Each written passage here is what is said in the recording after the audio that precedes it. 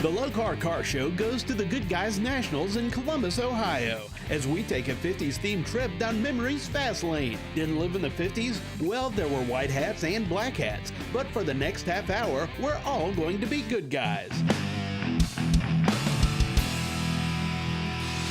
Welcome to another edition of the Lokar Car Show series, and as we bring it to you each and every year, we're here for the 16th annual PPG Good Guys Nationals at the Ohio Expo Center here in Columbus, Ohio. We're going to get it started off with something that caught my eye right away. This 1940s Willys, one beautiful paint job here, and of course I fell in love with what's under the hood here as well. First of all, this is a PPG color. Yes. What is this color? Because it looks like it's got a lot of metal flake in here. Started out as Viper yellow, and then we added all the PPG pearls and diamond to it, just to get our own taste to it. You know, there's a lot of work here on the front of this with all the flames. Who did that for you? Crazy Horse Painting in North Carolina. A girl does motorcycles. This is her second car she did. And what do you have under hood here? This is a small block Chevy 383 stroker, blown and Kinsler fuel injected. About 600 horsepower on dyno with automatic. Really? Now, do you drive this? Do you trailer it? Average about between 1,000 and 1,500 miles a year. What would you say would be your favorite thing about this particular car? If you could just name one. I just like the way it is. I just always like the Willys. Do you have any other plans for the car? Because usually they're always a work in progress of some kind. Not too much. I've had it for 10 years, and I think it's just about done. Just getting a chance to get out and enjoy it at events like this. Just enjoy it and let other people see it and just get together with other people, that's all. Well, I tell you what, I know that my co-host Ted Jones has found this is one huge event. Well, Kathy, inside the building right here, I mean, it's a humdrum of people, thousands of people in here. So we caught up with John Drummond, one of the good guys, to tell us how many guys do we have in here? Well, we'll have a weekend crowd, Ted, of over 80,000 out here in Columbus. And of course, the weather just turned great. And when you combine 6,000 hot rods with good weather, you're going to get a good turnout. This is our 16th annual Good Guys PPG Nationals. And of course, it's the biggest event Good Guys does throughout the year. We started just doing hot rod shows out in California as early as 1983. This is our 30th year doing these things.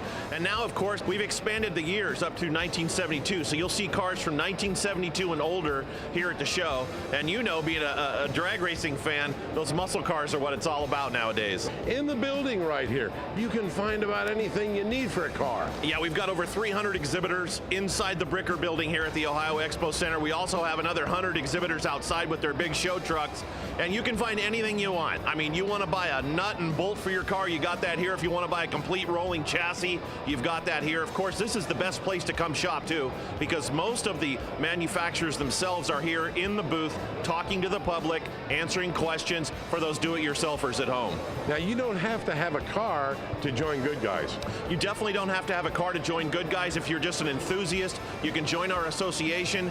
$35 a year. You get 12 issues of our magazine. You get discounts to events if you are a car guy. And of course, when you read our award-winning Good Guys Gazette magazine, you'll find out what's going on in the world of Good Guys. Yeah, I know, I get that. And folks, let me tell you, it's a phone book.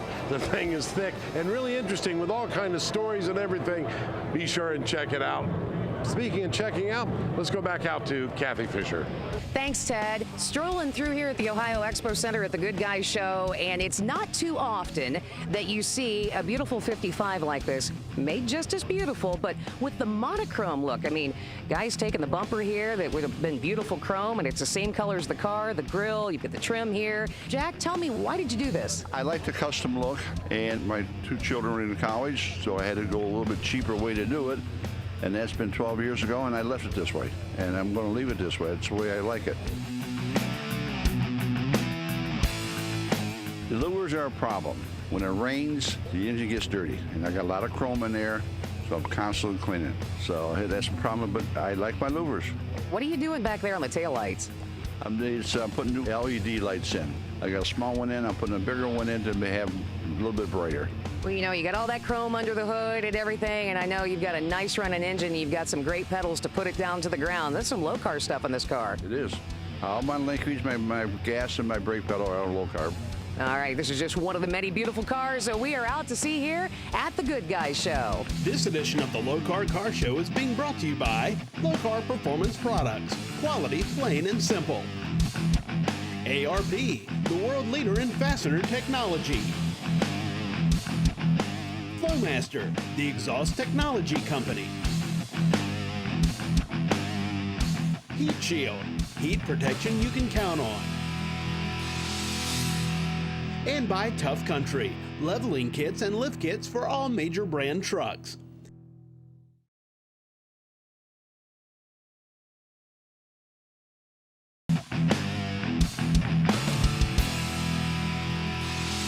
Welcome back to the Lokar Car Show series, coming to you from the Ohio Expo Center. It's the 16th annual PPG Good Guys Nationals. I feel like I'm on the set of Happy Days when I come across this 1947 Mercury. This thing is beautiful, Harry. What made you decide to have a car like this? I had one like it when I was younger. Did you have one this nice, though, when you were younger? No, not this nice. No. Yeah, it's something I always wanted to do. Now, this car looks like it's quite a cruiser. I mean, it looks like you get out, you use this car, you enjoy it. This isn't the same suspension and everything under the car that it came from the factory with by any means. No, it's all changed. Mustang two-front suspension, lead springs in the back, disc brakes, power steering, and a late model motor, 4.6 Ford motor, out of a police car.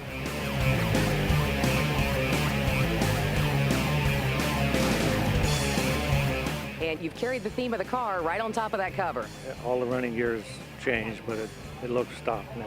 You know, just as beautiful underneath the hood is the interior and how you've put some nice aftermarket gauges in, but you've kept everything looking the same and factory in there. It is just really a classy looking car. Well, thank you. I don't know what else to say. Do you have any other plans for this car? No, it's done. Just drive it now. Well, I bet we could come up with some other ideas of some of the stuff that you might be able to do for your car, because Ted Jones has another great product for us to check out. Well, that's obviously a 700R Ford transmission from Cyclone. The transmission people been around for quite a while. Started out in '72 by your dad, and now we're into the latest technology on transmissions. For instance, tell me about this box. What is this? This is the Simple Shift, manufactured by Powertrain Control Solutions. It's a very easy adjustable box for the person that wants infinite adjustability for their electronic transmissions. A lot of customers don't like the cable shift on the 700R4. This gives you a lot more adjustability as far as shift feel, shift firmness, shift timing. I mean, it's just infinite. So you put this like in your glove box or something. Yeah. Really neat idea, but here's the neatest thing I found, folks. Explain this, Rich. This is a paddle shifter for the automatic transmissions, aftermarket, that goes with your aftermarket steering wheel, and this is manufactured by Powertrain Control Solutions. They have like 17 different parameters that they measure through the transmission that reads out on this display, such as vehicle lockup percentage, transmission temperature, a lot of things you'd like to know going down the road, transmission pressure, just all kinds of neat things that will allow you to know what your transmission's doing under different driving conditions. And this advances it up a gear, that takes it down a gear. Exactly. Typical paddle shifter. But this is designed to bolt onto any aftermarket steering wheel. Exactly. So you can take your car and have paddle shifters. Yep. Doesn't have to be a Porsche. No, we're actually incorporating this as well as our 480 6-speed into a car that's going to be featured at SEMA this year. 67 Mercury Cougar, built and fabricated and designed by Wild West Paintworks of Dover, Ohio. You have a website if they want to get some of this stuff? Yes, it's www.cyclonetransmission.com. There you have it, folks. You can have a paddle shifter on your 57 Chevy, you name it. You can do it. Just put one of the electronic transmissions in. Back out to you, Kathy. You know, Ted, we see a lot of 66, a lot of 67, a lot of early 70s Novas, but to see the very first model year, 1962 Chevy 2, and it's just one of 2 years they did the convertibles, Brad. Correct. How long have you had this car? I've had it since 1985. I bought it when I was in high school. I was going to say, that was probably elementary school, right? I wish, but no. So, you know, to be able to hang on to a car like this, that's got to mean a lot to you. Well, it's got the sentimental value, so, you can't replace that. Once it's gone, it's gone. When I think back of what this car would have come with, like a 194.6, you've still got that under the hood, right? That's not there anymore. Unfortunately, my high school years ended that. So it has a little 327 out of a 65 Corvette. Wow, so she's got some juice under the hood there. I like what you've done with the paint. Thank you. It originally was a black car, and we just put a little pearl in the clear. What have you done here with the interior? Well, the interior was original vinyl. Actually, we redid the car in 1990, and we just put some tweed in it. Back then, that was the thing. You don't see a lot of these 62s. You see a lot of people just not realize they made convertibles. You know, they realize that there was Nova, but the convertibles are a little more rare. You talked about all the things you've done to this car over the year. What are your plans next? An LS motor, new suspension, everything you can do nowadays that you couldn't do then. I like him to talk about the LS motor. That sounds like a good choice, Brad. We have lots more cars to check out here. The Lokar Car Show continues from the Good Guys event here in Columbus, coming up.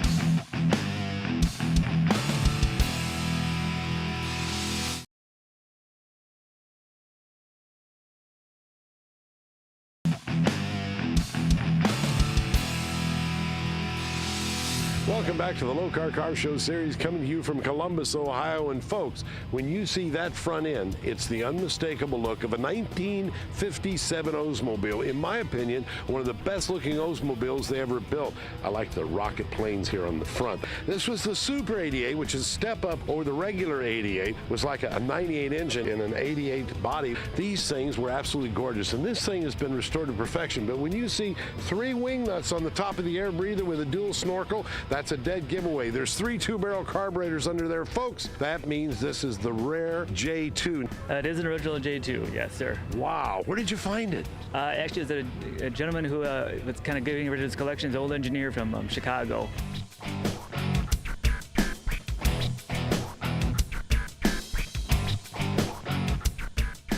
Those are the original hubcaps too, huh? Yeah, the clip-on style, and they're fun to have, but they're not fun to change the wheel on.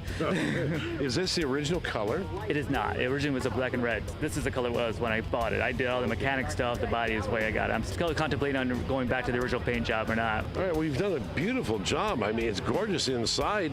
The seats, the original dash, everything original there. Yes, it is. It's been restored, but everything is original. That's the Wonder Bar radio, right? I couldn't find a Wonder Bar, to be honest with you. They're very hard to find, but that one's a deluxe. Now the big one. You ready for this? You ever stand on it? Oh yeah, I have done that several times, and it actually will turn the rear tire over there just fine. That's what they were made for. Let's check in with Kathy Fisher now. I think she has something that a lot of guys need to use when they're restoring a car. You know, Ted, if you're going to start off on doing something, you need to start off right from the ground up. And it's not just the powder coating we're talking about. We're talking about header coating, too. With the car shows getting so picky, it's actually getting down to how your headers actually look. So at Aesthetic Finishers, we've really perfected the ceramic header coating. And after all these years, we're really happy with what we've got, the longevity, thermal barrier benefits that you get from it. That being said, today, if you don't have your headers coated, that's the difference between first place and probably 8th place today. And it's really inexpensive compared to what the price that you initially pay for the headers. Get them uncoated, send them to us, we'll coat them, give you a 2-year warranty on them as far as any defects, any rust through, so forth. The price that we charge to do that is pennies compared to the benefits that you get in the long run. We've even got guys that are building computers that are now using our armor coating on computer components that are actually decorative and do nothing more than look good. This car here that's behind us, look at the armor coat on these beautiful headers. Yeah, that was the crowning point of this build, was when we got to see the headers actually on the car. At a distance, it actually looks like it's totally chromed. Due to our polishing technique that we do have, we can actually get the ceramic to actually look like chrome. And the amount of time that the armor coat lasts in its sheen is amazing. Yeah, that's what's really cool about it. It will take up to 1,350 degrees without any type of degradation of the coating, so it's not going to turn gold, yellow, black like your typically uncoated headers would, made out of stainless or even the ones that are chrome. We also have a complete hot rod apparel line with all original artwork that we've transformed into the coolest looking shirts, work shirts, and even clothing for the women that's mom approved. All right, and if you want to find out more about any of this, where can we do so? Just hop online at afipowder.com. All right, so there you go, Ted. And what do you have for us now? Well, Kathy, I can tell you that hood emblem did not come on a 1951 Ford. I'm not sure what it's off of. Maybe a Packard? I've only seen 2 of them. The one's on my dad's car. And I found that one. I chased the guy for about 3 years for it till he finally came down in the price. I'm told that Western Auto sold it, and it's pretty much, you had a different bases for different cars, but the rocket was the same for all of them. Lots of chrome on the front right there. I love chrome. Underneath, the original flathead V8 engine. Attaboy. With some Edelbrock heads. He's modernized it a little bit with a nice Holley 4-barrel aluminum high-rise intake on it. Actually, that's the original block. Was it 239? Now it's probably about 276 cubic inches, somewhere around there. This had the external cartridge type oil filter back then on the flathead Fords. This, folks, right here, this is the windshield washer tank. You put your windshield washer fluid in there. Now, I would have had a generator. He's replaced it with a nice alternator, obviously chrome plated. He has a nice aluminum radiator right here with an electric fan here, and then back here he's still got a fan that runs off of the fan belt assembly back there. Let's keep everything cool. You had to have some dummy spotlights. If you were cool back in the 50s, that's what you had. But now here's the real nightmare on this car to keep clean. Look down here. Real wire wheels. You had to have a sun visor if you were really cool right here. Look what he's done with the interior. I really like the seats. He's got an all-original dashboard on this with the original steering wheel. He's got the vent shades right up here. This is the look from the 50s now, folks. I love the color. The top is 94 Chrysler Emerald Green. It has blue and green pearl on it. The light green, I guess you'd call it, is Willow 96 Ford collar. And the swept back full fender skirts, you had to have that in the 50s. You couldn't hardly see the tire. And if you were really cool, you had a Continental kit on the back of it. Dual pipes. I wouldn't be surprised if this has flamethrowers on it. No, I don't have a flamethrower. But I think this is one nice 1951 Ford. We'll be back with more from Columbus, Ohio after this.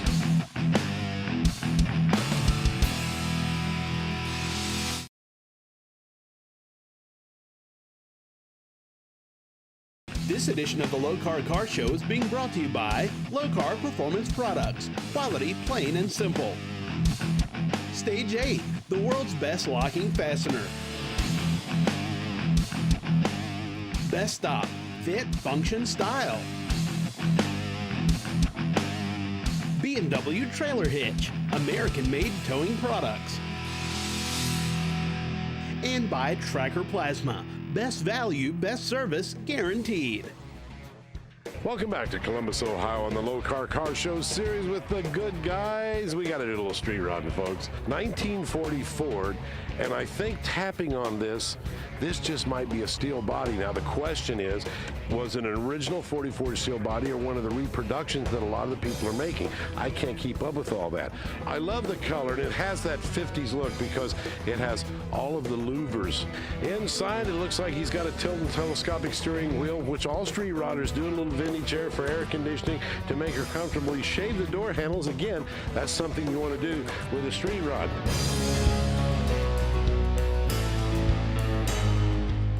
Now, he has added the brake light back there, and he has the nice chrome stacks coming out the back right here.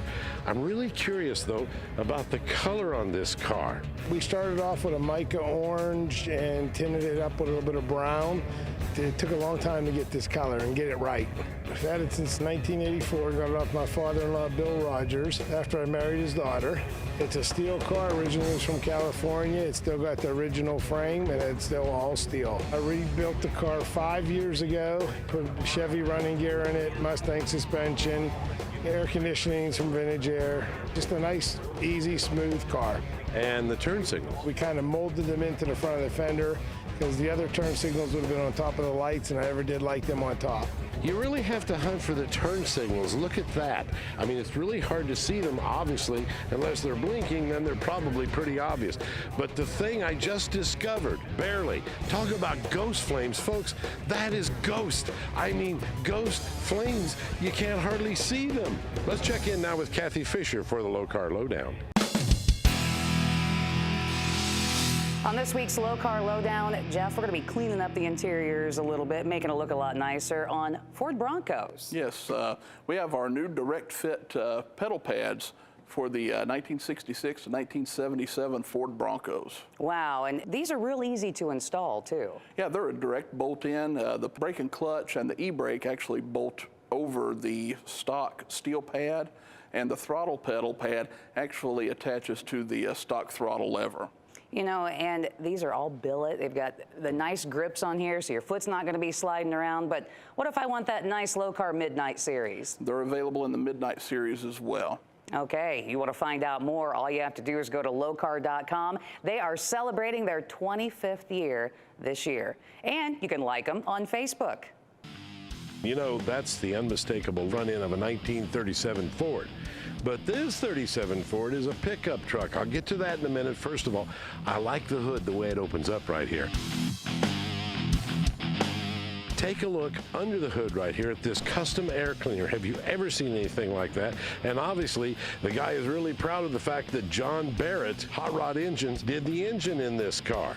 Now, while Kathy doesn't like trucks, I think she's found a 32 deuce coupe. I mean, there's a lot of 32 deuce coupes. But this one has a story. This was a dream. After watching the movie American Graffiti, this guy just started working on his dream, and he didn't stop until he got it.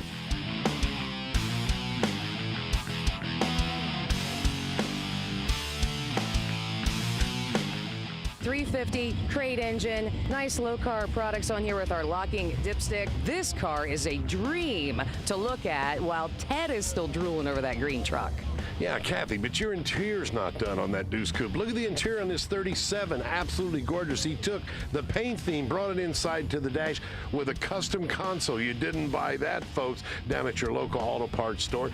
Got the buttons and controls right there inside the console, got a nice Lokar shifter, got some vintage air. I love the dashboard treatment.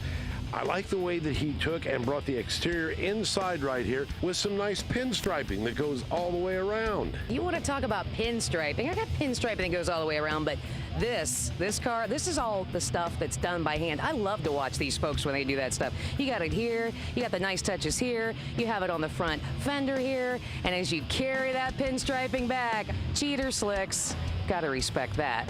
This has a V8 engine too, Kathy, but look at the bed right here. Completely finished. Doesn't look anything like the original 37 Ugly. I mean, this guy has really customized this. I like the way he put the taillights right down there. I see something down here that this one over here didn't. It has a toolbox. Mine doesn't break down. Doesn't need a toolbox. Yeah, but what a cool toolbox. He's even took the pinstriping there and followed the color theme, and you don't have custom jack stands. No. I will admit, this is a very, very nice truck, even though it is green. Well, I think we're out of time, aren't we? Yeah, join us again next week for another edition of the Lokar Car Show series. So long. So long. And finally, the Lokar Pick of the Week. This awesome automobile will be in competition for the Pick of the Year at the end of the season, a special December episode of the Lokar Car Show. What do you think will win? Stay tuned.